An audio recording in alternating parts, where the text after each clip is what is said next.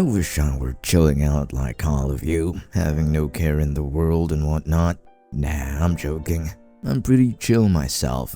Speaking of chill, here are 5 cozy games to chill out to on your Nintendo Switch. It doesn't matter whether you're already chilling prior to playing these games or coming home after a long, stressful day at work, or maybe it's just lunch break and you want to whip out your Switch and relax.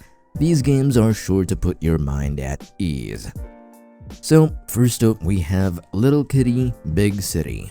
Now the first time I saw this game I thought it was just another Stray clone. You know, Stray, that cat game that had you go on an adventure across like an apocalyptic underworld type of thing, where all the humans were replaced with robots and there was some kind of Fanta disease kind of thing. You get what I'm talking about. No, this game ain't that. It ain't a clone. I mean, sure, they're both puzzle-solving games, but they're not the same. Stray has a very unique story, and so does Little Kitty, Big City. What differs is the way that it presents that problem. In Stray, you don't get a lot of help. You're just alone as a cat, and you've got to find your family cat. Cat family, rather. Which, we never really get to see them for the rest of the game, unfortunately. In Little Kitty Big City, you're a cat and you are able to relax. It's a fun little game and you can do different kinds of mischief towards humans just because you want to, or maybe you also have to. But you're getting help from other cats and animals, and your primary enemy, for lack of a better word, are dogs. Or at least some of them, but they don't chase you around and kill you or maim you or anything. They're just there. You can get past them with a bone or something, but they're not really enemies, I guess. They're part of the puzzle. Also, you can wear collectibles, like a construction hard hat, an apple hat, a ladybug hat, and all sorts of other hats.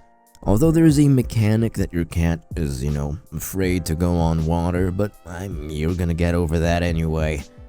All in all, I think it's a pretty chill game, and it's a short one as well, but that doesn't mean you can't take your time and just appreciate the little details. Go on ahead. Moving on, we have A Short Hike. Now, don't let the pixelated graphics fool you. This game is quite nostalgic. I mean, it's not an old game, nor is it a franchise that had a previous game, but the pixelated graphics is its main charm, I suppose, for lack of a better word. Of course, that is true, apart from the game itself. The game has you take a short hike, made evident with its title. You are given the task of reaching the summit, and that's about it. You can take whatever path you want to follow, and there are some hidden things that you usually wouldn't see if you went with the obvious main route. There's no time limit as well, so you can just keep hiking for as long as you want to. You can take days or weeks or years if you want to. There's really no pressure, there's no rush, and you can also meet a few hikers along the way. That, I think, it's a very nice touch to the game. It'd be sad not to see any other hikers, even if they were just NPCs or scripted hikers. But, oh well. Now, of course, the game isn't just purely hiking. You can do other things in this game. It's really just a cozy, comfy game. It's relaxing, therapeutic, even. You can fish, you can swim, heck, you can fly, considering your character is a bird, and you can just sit around and do nothing. Now, this game is incredibly comfy. I mean, it's nice, it's beautiful, it's amazing, it's great. It's wonderful, and it's perfect for people wanting to play a cozy game to chill out to. Of course, you have tasks to do, but it's still a cozy game. You don't have to feel forced to do them. Thirdly, we have Untitled Goose Game. Yeah, that is the title of the game. Untitled Goose Game. You're just a goose on the loose. You're there to ruin everyone's day so you can make your own day and relax and just have some fun. You're the annoying goose and you are going to just annoy the heck out of normal people living their lives and just going about their day.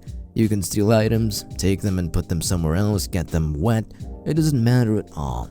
You're just gonna do things to humans. Some other games, they have you in the shoes of a human that are, like being harassed by a goose, I guess?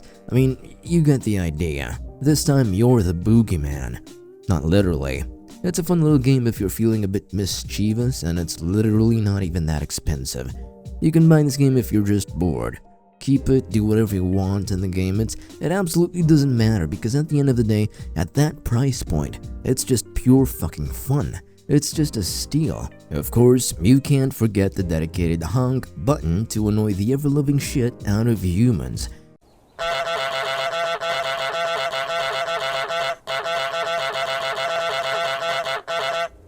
It's a pretty polished game, and it's pretty smooth flowing. You know, it's also a bit of a puzzle-solving game, but nothing a toddler can't finish. Basically, the game's fun. Honk humans. You know, like, just enjoy, you know. Next up, we have Abzu.